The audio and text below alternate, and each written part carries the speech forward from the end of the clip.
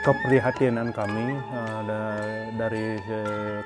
dari teman-teman semua, di mana pelukis gaya batuan ini yang ada di Batuan ini pada dasarnya sebelum kami terbentuk perkumpulan bisa dihitung dengan jari jumlahnya. Padahal dulunya banyak. Bagaimana kita biar lukisan batuan ini tetap eksis. Maka dari itu kami berinisiatif membentuk sebuah perkumpulan di mana salah satu tujuannya adalah untuk menggugah teman-teman yang dulunya aktif melukis biar melukis kembali.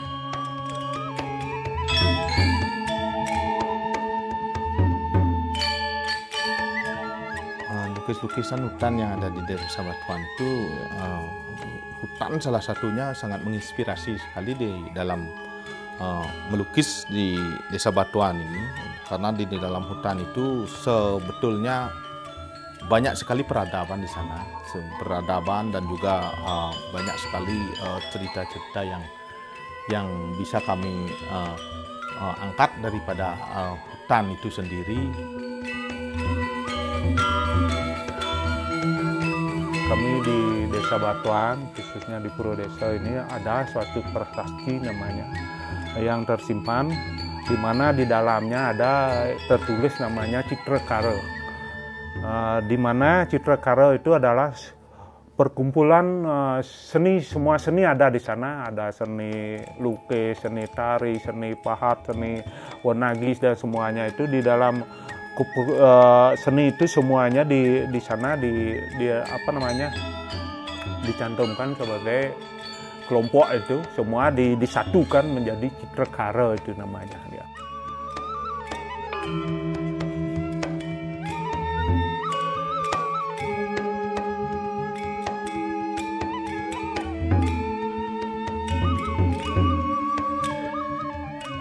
Teman ya, lukisan ini harus tetap ada. Pokoknya sepanjang dunia ini ada, saya berharap lukis ini ada. Dan saya berpikir dengan perkumpulan ini adalah salah satu wadah kecil untuk menjadikan itu tetap ada.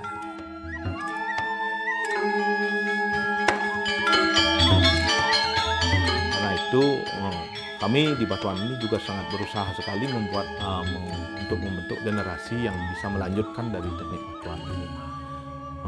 Sehingga lukisan gaya batuan ini yang syarat akan makna, syarat akan teknik yang sudah kami tidak punah begitu saja.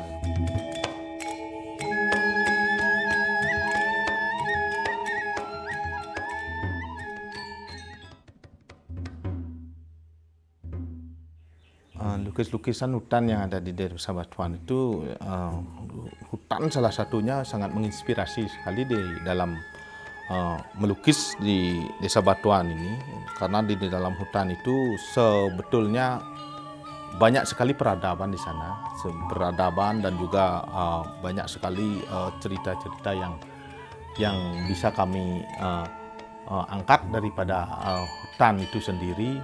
Salah satunya adalah kisah Tantri itu. Kisah Tantri itu hampir tidak ada putus-putusnya, tidak ada tidak habis-habisnya untuk kita gali untuk menjadikan sebuah karya itu. Karena kisah Tantri ini memiliki makna yang sangat luas sekali dia. Di samping itu di dalam hutan bukan hanya binatang dan tumbuhan, di dalamnya juga ada terlibat manusia,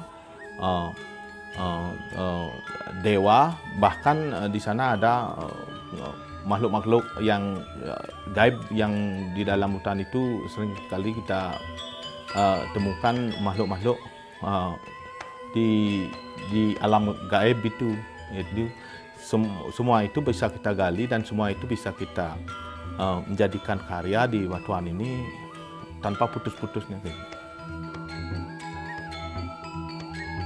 Kalau macam gini ya, ada binatang, ceritanya ini kan Sang Ramo ini, ceritanya Pramiano sama Wisita.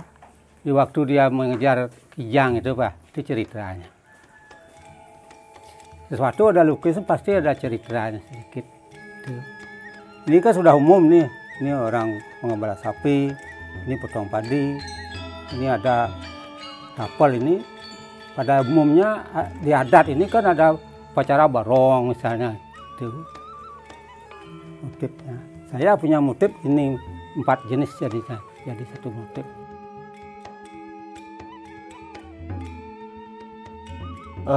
Kebetulan ini saya mengikuti tema yang kita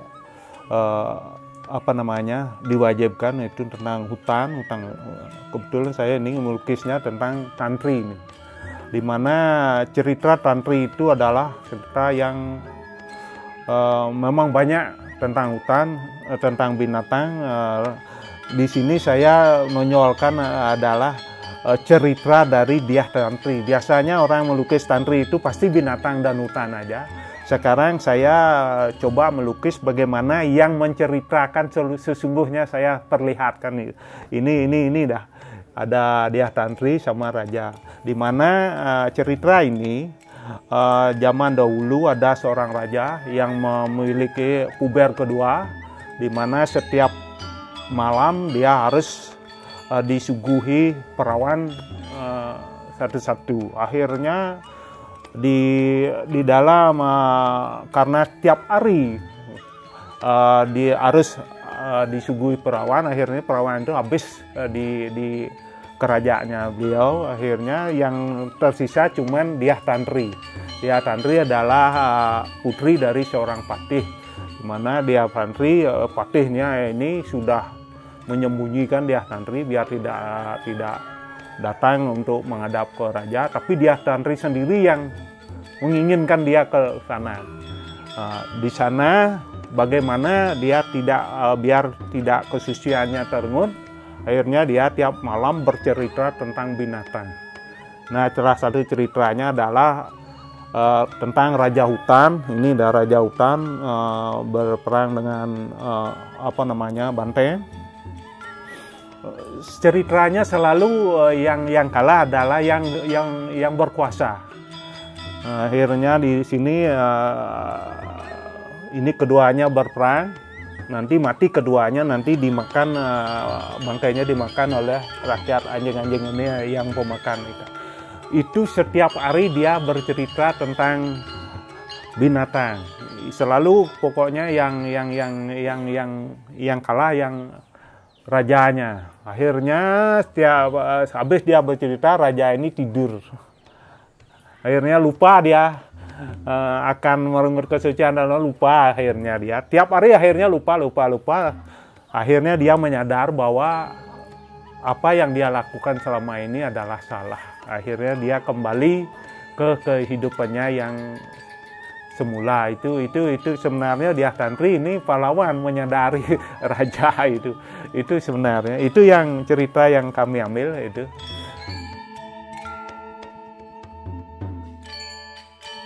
Awalnya sih saya berpikir tentang Trihita Karana, tapi yang ditonjolkan di sini hubungan manusia dengan alamnya.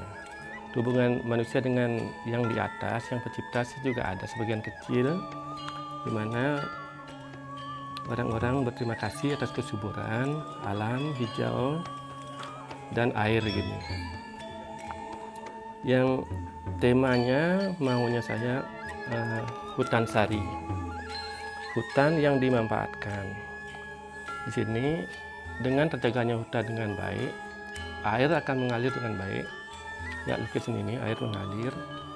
Perkembangan Bali khususnya di pariwisata, air dimanfaatkan, hutan dimanfaatkan, dijaga tanpa ada pemukiman dekat sini. Tetap dijaga hijau, tapi dimanfaatkan biar ada sarinya. Jadinya hutan sari, hutan yang bermanfaat. Makanya lebih melihat di lukisan saya ini ada pemanfaatan lembah kecil untuk padi. Perkembangan pariwisata, coba mengembangkan wisata tirta, rafting, ada yang memanfaatkan dengan cari air minum, dan menambah lapangan kerja untuk orang-orang kita. Ya, khususnya itu sih. Yang terpenting hubungan manusia dengan alamnya terjaga dengan baik. Ini yang mencetakkan ini sebuah lukisan Nah, niki dulunya niki kan sebuah hutan yang lebat niki. Nah, dari lama kelamaan niki terjadi niki datanglah seorang pertapa kinten. Nah, pertapa niki Changyang Nirato. Nah, yang pertama kali datang ke Bali kinten. Nah, beliau pertapa ampun kinten mendirikan sebuah tempat pertapaan pura kecil beniki. Nah, setelah niki perkembangan zaman niki terjadilah kinten rame karena kependudukan niki masyarakat yang di samping niki mendirikan pura kecil lagi kinten. Mereka membuat untuk kehidupan sehari-hari kinten. Niki dibentuklah mereka membuat sawah. Nah, sawah kan tadi pertanian niki. Tadi niki mereka melakukan kegiatan pertanian sehari-hari niki teman-teman yang niki di sungai niki. Nah, apa yang ada di sungai niki menghasilkan misalkan ikan, niki ada nelayan gitu. Nah, dan pergentan karena cintanya masyarakat Bali niki terhadap pura niki, masyarakat menikah mengadakan upacara gitu. Upacara istilahnya odalan. Nah, samping nikah mereka juga mendirikan niki tapak-tapakan seperti niki bagi betaro barong gitu. Nah, dari nikah masyarakat kecil niki juga di pura niki mengadakan persembahyangan setiap upacara ya. Kalau lukis ini namanya ongkaro. Ya, kita bikin pertama karena ongkaro, karena inspirasi dari simbol aksara suci yang disebut namanya Om. Ya. Karena ketiga aksara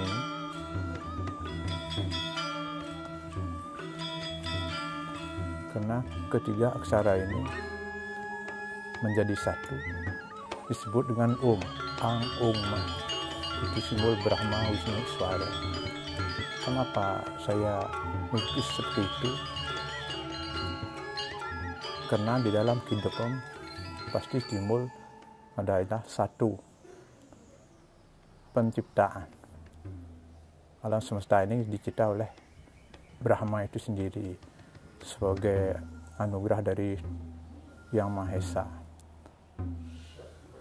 Setelah alam ini tercipta, itu baru disebut dengan pemelihara. Adalah Wisnu, itu dewa pemelihara. Agar alam semesta ini tidak penuh, harus ada disebut dengan inkarnasi petukar, disebut dengan Pralina, itu Siwa. Sehingga kata dari tiga dewa yang tertinggi dari agama Hindu itu digabungkan menjadi Ang Uma, simbol dari Kenapa seperti itu? Karena awal mula sumber kehidupan adalah alam, tumbuh-tumbuhan. Kalau tanpa ada tumbuh-tumbuhan, manusia pun tidak bisa hidup karena dari air. Maka dari itu terbentuklah suatu siklus kehidupan disebut dengan binatang mubah timbul jadi manusia itu. Pada akhirnya jadi manusia lah. Disinilah alam itu tetap mengalami suatu gejolak perubahan dari tahun ke tahun, dari zaman ke zaman, disebut dengan Caturyuga. Pas terjadinya suatu bentuk manusia itu, alam semesta ini baru jadinya ada yang merawat, memelihara. Untuk itu, sehingga di dalam ajaran agama Hindu itu kita disebut dengan Tri Ita Krana Pawongan pelemahan.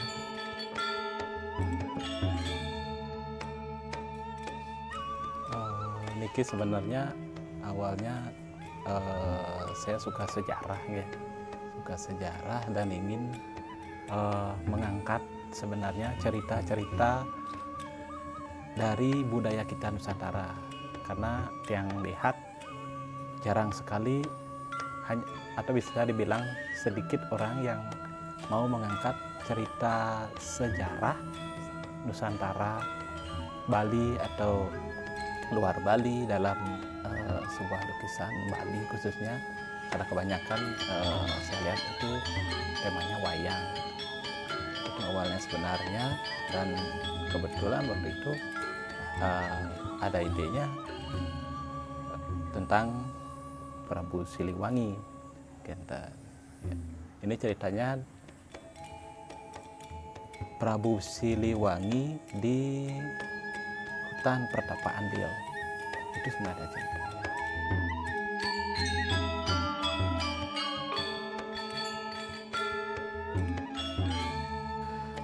Yaitu tentang kehidupan di hutan. Saya kasih judul ini Pelangi di Tengah Rimba,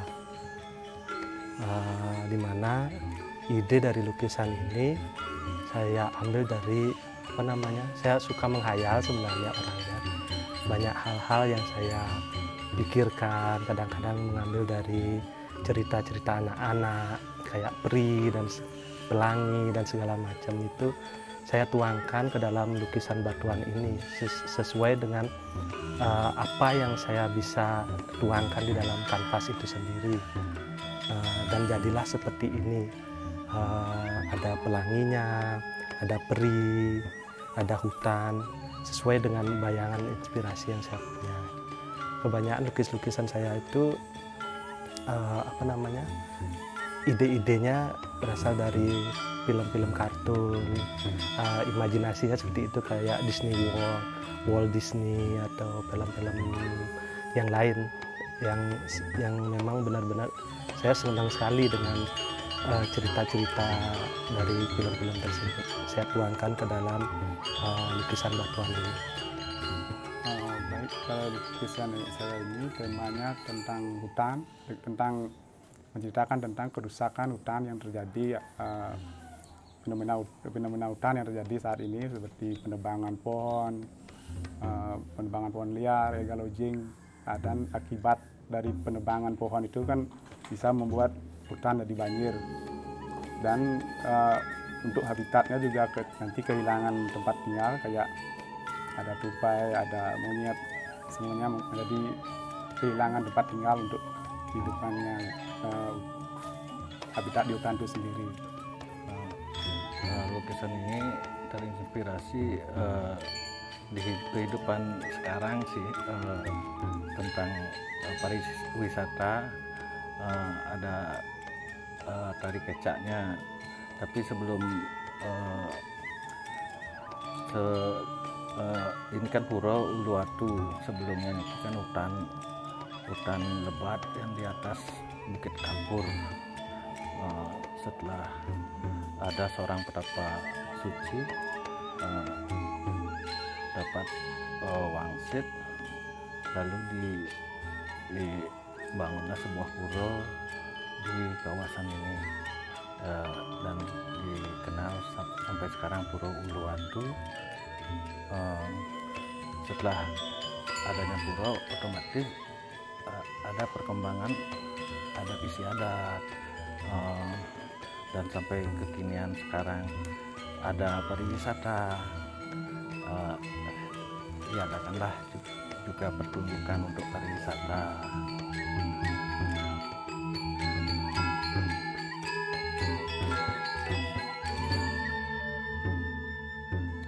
Kalau yang ini sudah ada judulnya.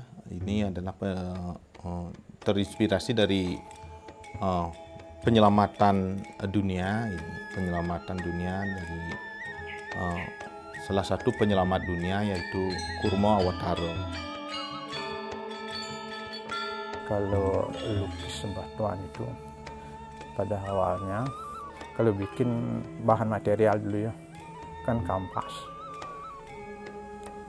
Setelah kampas itu terwujud, ada kampas baru disebut dengan namanya ngorten. Kalau istilah di batuan itu ngorten secara umum. Kalau sekarang istilahnya nyeket itu sketsa.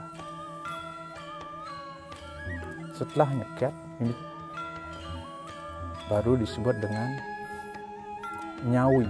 Itu tahap-tahapnya lukis batuan. Setelah nyawi baru disebut dengan ngucek atau degradasi, memisahkan antara yang di belakang dan yang di depan. Hanya cuma tujuannya memisahkan agar yang di belakang bisa kelihatan. Habis daripada ngucak itu disebut dengan nyegar mangsi ya. Kalau istilah di sini kalau di batuan disebut dengan manyunan.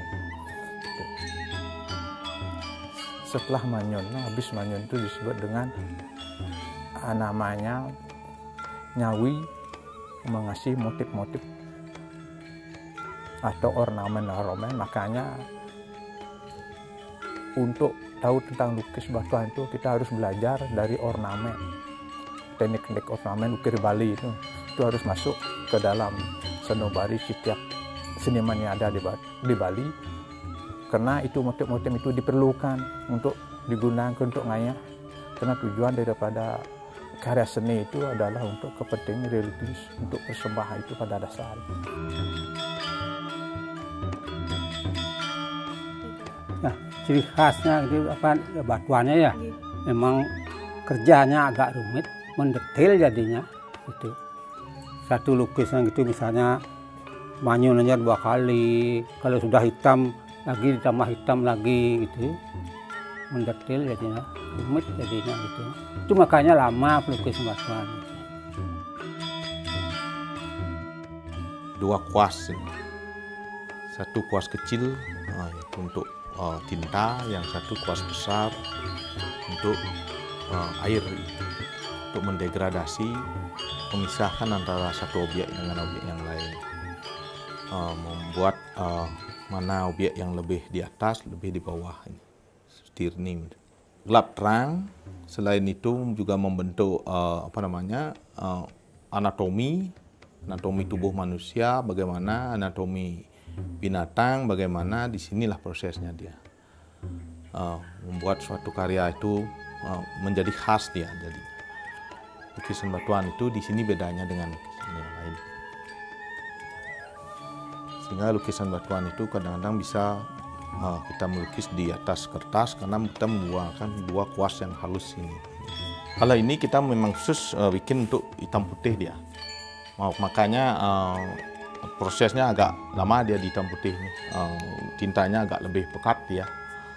Karena ini prosesnya hitam putih sudah jadi dia. Kita kalau di batuan itu, kalau proses hitam putih, kita khusus untuk hitam putih ada gininya. Tekniknya nanti tintanya lebih pekat dia daripada akan kita warna nanti gitu. Hitam putih karena sudah selesai di hitam putih, tintanya bisa berulang-ulang dia, biar ketebalan tintanya bagus dia merata. Kalau nikel bisa dilihat nanti yang aja anak-anak muda nikel bisa dilihat dari museum-museum yang ada di Bali nikel ada juga. Yang ajak Dumun pernah yang ajak nikel, nah mereka tertarik lah juga. Tapi karena ringkan kendalanya ada kesibukan mereka belajar di sekolah nikel sulit. Jarang ketemu, paling-paling bisa diajak 1 minggu sekali bisa dulu. Sekarang jarang, mungkin kesibukan di sekolah ke museum. Nah, penting sekali nikel, di samping nikel kita anak-anak muda niki kan bisa melihat karya-karya maestro-maestro kita di sana. Mungkin yang lebih tua-tua ada di sana semua. Nah, kita sebagai cambuk lah untuk melestarikan karya seni warisan orang tua kita, terutama tradisional batuan nikel. Nah, penting sekali bagi tiang karena museum nikel bisa dipakai untuk ajang memperkenalkan karya lah nikel.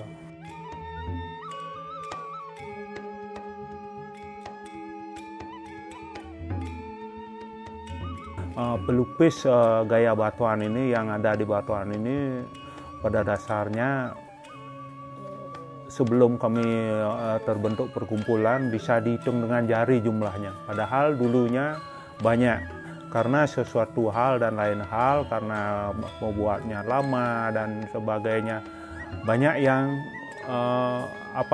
beralih ke pekerjaan yang lain. Itu awalnya keprihatinan kami, kenapa kami membentuk suatu perkumpulan. Setelah kami perhatikan itu, kami jajari teman-teman yang lain, termasuk yang Pak Tubuh tadi yang senior kami, bagaimana kita biar lukisan batuan ini tetap eksis. Maka dari itu kami berinisiatif membentuk sebuah perkumpulan, di mana salah satu tujuannya adalah untuk menggugah teman-teman yang dulunya aktif melukis biar melukis kembali. Ya kalau gitu, kalau Bapak sudah tua gini ya, mensyukuri sekali itu. Ada batu langun, anak-anak mau belajar gitu. Yang penting lukisan batuan itu tidak punah, ada penerus gitu aja. Karena setelah generasi saya itu sempat lama tidak ada bibit baru, Genten. Dan baru sekarang setelah terbentuk perkumpulan niki, baru mulai anak-anak tertarik lagi gitu.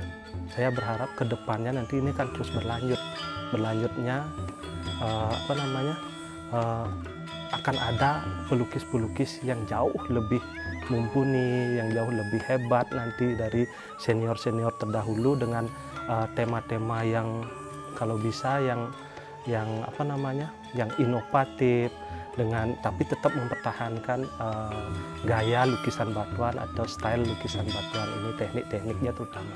Teman ya, lukisan ini harus tetap ada. Pokoknya sepanjang dunia ini ada, saya berharap lukis ini ada. Dan saya berpikir dengan perkumpulan ini adalah salah satu wadah kecil untuk menjadikan itu tetap ada. Besar harapan kami, terutama juga dari pemerintah dan pihak-pihak lain yang stakeholder yang lain, terutama yang bisa membantu daripada keberlangsungan dari lukisan batuan ini, kami sangat mengharapkan sekali ke depannya. Apalagi sekarang ada misalnya Museum Bali menyelenggarakan pameran virtual seperti ini, ya kami sangat mengapresiasi. Semoga ke depannya lebih banyak lagi hal-hal seperti ini yang melibatkan seniman-seniman tradisi, terutama di Desa Batuan ini.